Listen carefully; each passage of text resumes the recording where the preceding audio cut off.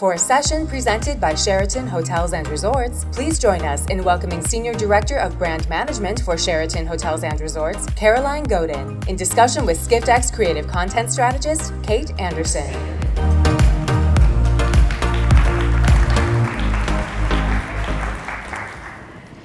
Caroline, great to be here with you today. I think this is such an energetic room, and we want to keep that energy up today. We did request backstage to have Dua Lipa as our walk-on song, but no luck.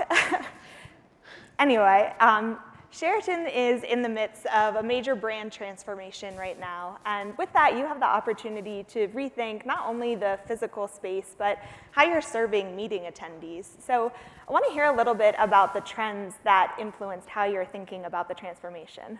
Yeah, absolutely. So as you mentioned, Sheraton is in the middle of a pretty incredible transformation. It's an 85-year-old hospitality brand.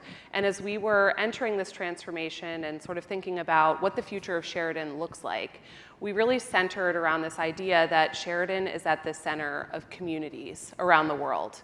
And that's where we sort of landed on our positioning as the world's gathering place. And so our entire brand mission is really about bringing people together and creating that sense of connection and community.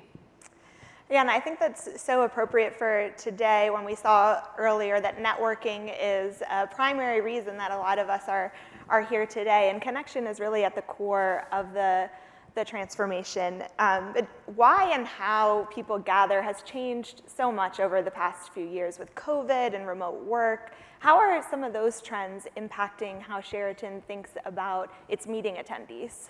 Yeah, so our transformation started actually in about 2017, and I think, post-COVID, the positioning and the direction that the brand was headed was even further validated. We're really seeing that with people working remotely, connecting with their associates and their peers digitally, and this rise in loneliness that we're seeing, this need for connection and in-person meetings has become so important to the culture and the health of our teams. I think on the meeting planner end of things, one thing I'm hearing a lot from our hotels, and I sort of saw this earlier in the poll that was being done this morning, is there's less time and budgets are tighter. So I think we're seeing a lot of that from our properties. We used to have 12, 18, 24-month lead times to plan meetings. They might be getting contracts where they're having to plan something in 6 weeks, 4 weeks. So those timelines have really changed how we're approaching meetings and that need for flexibility. On the attendee end of things, there's a lot of heightened expectations around those non-programmed moments within your meetings. They want that opportunity to network, as you said, socialize with each other and connect because they don't get to see each other in person. So it's those moments where they can get a coffee in the morning, where they can grab a drink together in the evening, and socialization and receptions are really important to our meeting attendees, and a lot of focus and time is put there. Yeah, and Skift is a remote company, so I certainly feel that kind of need to connect with colleagues when we get together at meetings here. And as you describe kind of these after-hours gatherings and the need for community there, it feels kind of obvious perhaps, but creating those moments for connection really requires intentional design across the entire event experience and hotel experience. So how is Sheraton thinking about its physical space, its technology, its F&B to create these opportunities for connection? Yeah. So I think the best term I can use to describe it is really thinking about this as a holistic experience. Anytime I talk to our property meeting planners, they tell me time and time again that they're less marketing the hotel as the ballroom space or the meeting space that you're renting. It's really about booking that whole hotel experience, and it should be holistic. So our transformation is really rooted in our public space, that gathering place where people can gather. And we kind of modeled it off of this idea of the town square, where people have been coming together for centuries, and it's very natural and intuitive. Many of our meeting planners really want to book those public spaces. They want to use those public spaces, and you should be using the whole hotel. Our public spaces are really rooted with And More by Sheraton, which is our lobby bar concept. So it transitions seamlessly from a coffee bar in the morning into a full service all day bar in the afternoon. And that's complemented by some other design features, which I think are perfectly suited for meeting attendees. We have community tables, so tables that seat a minimum of 8 people can seat up to 20, 25 people in some of our larger lobbies with built-in charging stations. Around the lobby, we also have soundproof phone booths. I use these all the time. I have a 1-year-old, so I have to step away constantly to take that FaceTime before bed. It's great to be able to step in there, take a meeting, not have to retreat all the way back to your guest room to be able to check in. And then I think probably the feature that is most beloved by our meeting planners is our studios. So they're on-demand bookable meeting rooms that are located directly off the lobby space. How many people in this room are dealing with last-minute requests for meeting space, like the day before your meeting from people where it's like, I need a conference room for this, I need a small space for that. Most of our transformed hotels will offer those as an amenity to meeting planners so that you can easily let attendees know, hey, you need to step aside for a call, you know, the business goes on, right, during these meetings. Here's the perfect space where you can book and utilize it. And then the other piece I would say that has really been a focus for us is on our associates and our service culture.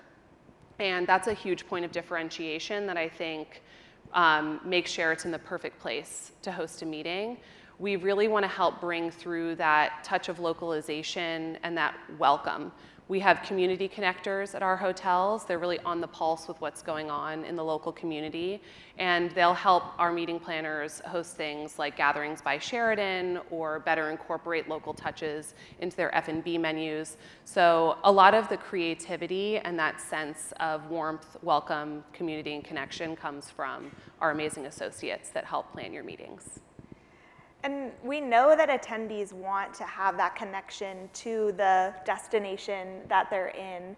Do you have any examples of how Sheraton is bringing the community into the hotel experience? Yeah, absolutely. I know from my own experience too with planning meetings that attendees really do want to feel that sense of place. You know, they're in the hotel the whole time. They don't want to have traveled all that way to feel like they haven't gotten a chance to get that little taste of local. So a couple of my favorite examples are property in Phoenix. They work with a local bee producer, and instead of just passively having their honey on, you know, the tea service or with a cheese board, you open the doors from your ballroom in the pre-function space is a man in a full beekeeper outfit with bees there. So it really gives that experiential local flavor. He's talking about conservation in Arizona. I was actually just at a meeting in Bali. I know, tough life. I had to go to a meeting in Bali where we partnered with a local coffee producer and we made coffee scrub as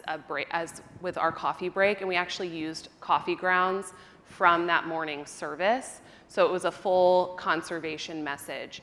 And so it's touches like that that I think really help bring that localization.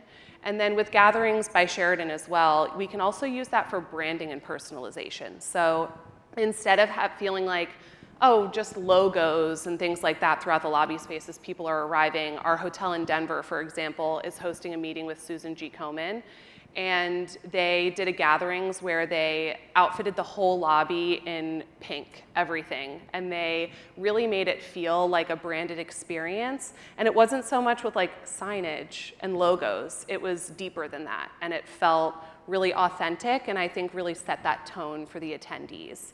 The other place where we really pull through the local is, I think, and this is kind of obvious, food and beverage. What I'm seeing change quite a bit in recent years with food and beverage and that localization is a lot of our hotels have done it for a long time, but making sure you get credit for it. So whether that's through signage or your meetings and events app, how you're positioning your menus, scripting with the associates that are serving the food, I think pulling through that local within your food and beverage menu is a really nice turnkey way to make things feel authentic to where you are. And I love those examples that you shared, Caroline, especially the beekeeper. I've definitely seen puppies at events, but never bees. So that is such a unique, memorable experience. A little polarizing. I think puppies is definitely, you know, a good way to go. The bees are very cool, though. And you did describe so many examples that have these unique touches. And as we're thinking about connection, I think it's important to also remember that can mean different things to each attendee. So what should planners keep in mind as they're creating opportunities for connection to make sure that it's personalized and genuine for each individual attendee? Yeah, I think you're hitting the nail on the head. People can really see through things, and they're craving that sense of authenticity within an event. I talked earlier about tight timing and tight budgets. So I would say, and having planned my own meetings for GM conferences, whatever it may be, going in with a clear vision, I think, is first and foremost the most important. What I hear from our hotels really helps them plan a great meeting. When you have an intention and a purpose for how you want people to connect and a concept to rally around, it can really help you make the most of that planning time and the most of your budget. I would say the second piece is recognizing that with people working remote, there's a lot of nerves and anxiety around coming together. I think, people are excited to network, but it's also tough to break out of your shell when you're sitting behind a computer screen. And I think that through planning and some of the things like we were talking about, gatherings, creating natural opportunities for conversation to help break the ice with attendees is really important because it can be very nerve-wracking to come together. And then the last piece, which I definitely learned from hosting a couple recent conferences ourselves, is recognizing the whole group and the whole community that you're hosting for, but also making sure that everybody feels like a recognized individual as part of that meeting. Individualization, personalization within your meeting can really bring out the best in all of your attendees and help facilitate that sense of connection and really make them feel like they were seen and heard in that event. Yeah, and giving people just the power to choose how they participate in that community, I think, is such a great way to end. So, Caroline, thank you so much for being here. If you'd like to learn more about Sheraton's transformation, you can head to sheraton.marriott.com. Thanks. Thanks so much for having me, guys. Thank you. We will now take a short